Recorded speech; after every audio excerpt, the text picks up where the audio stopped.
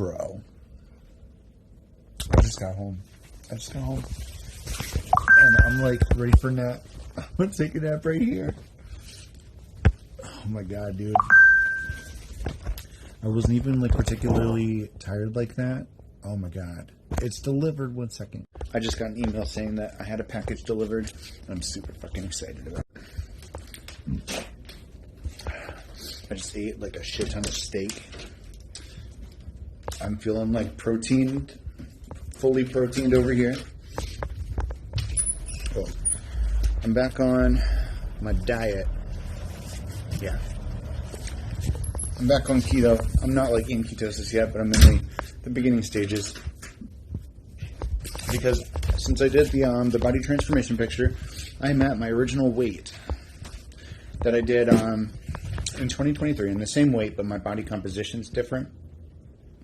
Oh my god, hiccups, almost hiccups. Anyway, I basically have as close to physically the same stats as possible given the changes that happened in my body. The musculature is different. There's a lot of things that are different. I don't have a knife handy.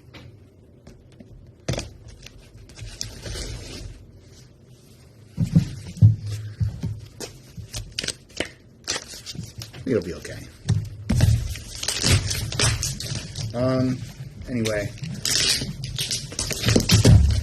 Should take that out. Alright.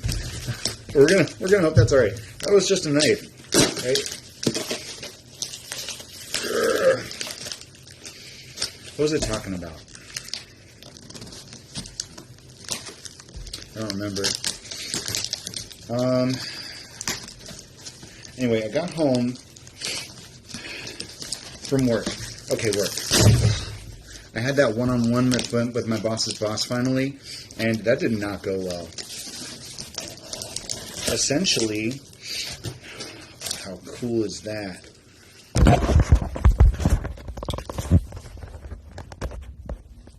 To my most darling person, beneath this mask is more than flesh.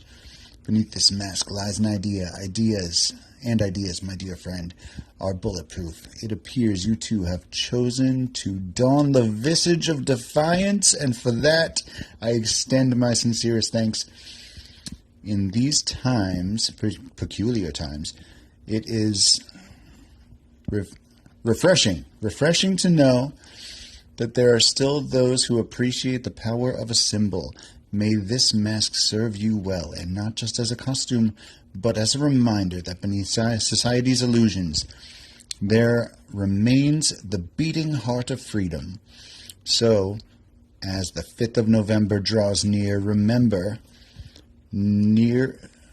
wear it, not in fear, but in quiet rebellion, and in the spirit of liberty. Thank you once again for your courage. With revolutionary regards, the Da Vinci Effect. Well, that's fucking cool. I'm never throwing this away. Boom. Guy Fawkes mask. And the wig. So, new cosplay attire, guys.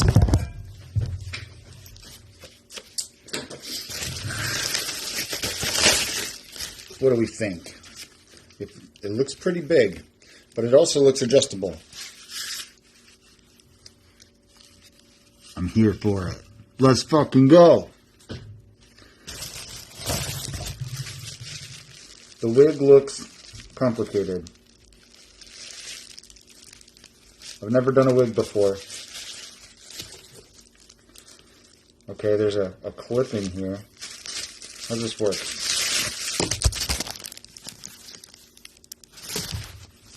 Oh my god. This looks complicated.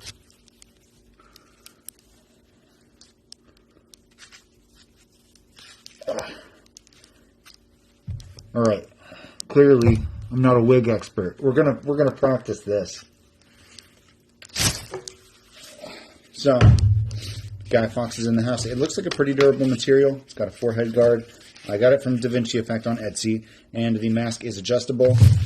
The wig looks like it clips on somehow, but I don't know. I might need a comb She was looking a little disheveled, but it feels pretty good quality. I don't really know anything about wigs.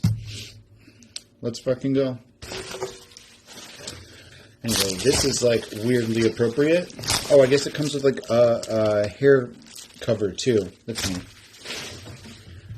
But yeah, that meeting with my boss's boss did not go well. Essentially, when I talked about the fact that there was like no rules or consistency, that everything was just kind of wishy-washy, like however we want to do things today is however we're going to do things today, and you can't have a successful business without standards. Without standard hours of operation for particular things, without a regular list of operations and tasks that need to be completed within a certain time frame, without structure, you cannot succeed.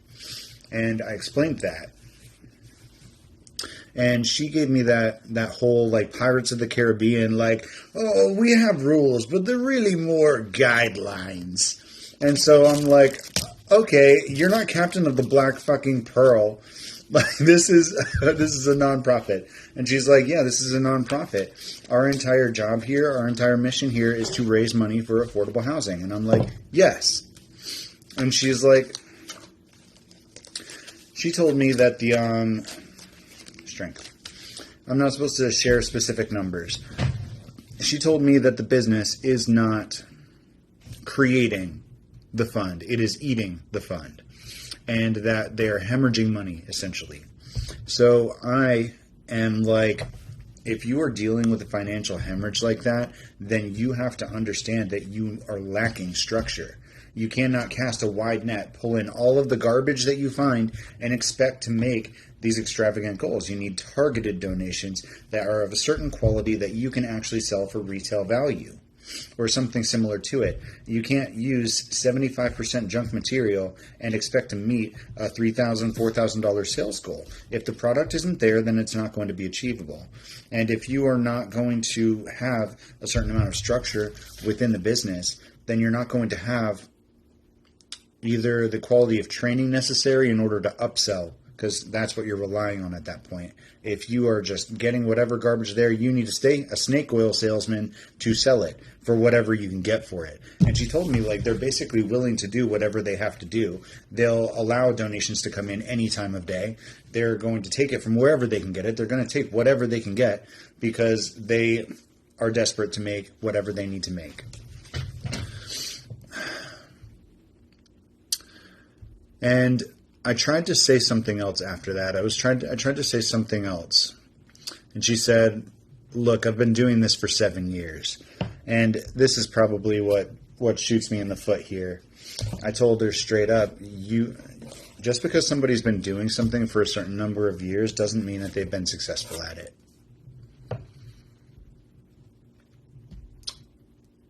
I'll say it again. Just because somebody has been doing something for X amount of years, it does not mean they have been successful at it.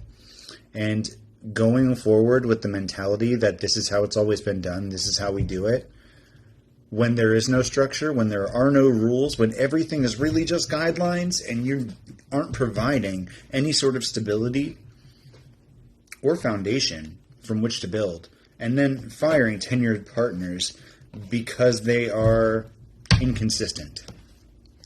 It's crazy to me. And she wouldn't discuss that at all. She wouldn't discuss the fact that they fired a tenured partner over these inconsistencies that I'm trying to get clarification on. But really, they tell me that it's just guidelines. How are these actionable offenses, things that you can be punished and fired for, if there are no real rules? They're rules on paper, but they're really guidelines, so you don't have to follow the rules. Up until it's a problem, and then your job's on the line. Fresh recommendations. It's like a CapCut notification. So I think after that point, we kind of veered off and said, like, I felt like I said I don't feel like you're receptive to any of the changes that I'm willing to suggest. And she was like, well, just because we change things, it doesn't necessarily mean it's going to be how you want them. And I told her, like, look, I'm not interested in managing anything. So I'm trying to tell you this as a partner, as somebody that sees a problem with the design. So that's where we landed today, and I'm going to continue looking for another job. Spirit will guide me where I'm meant to be. and we are going to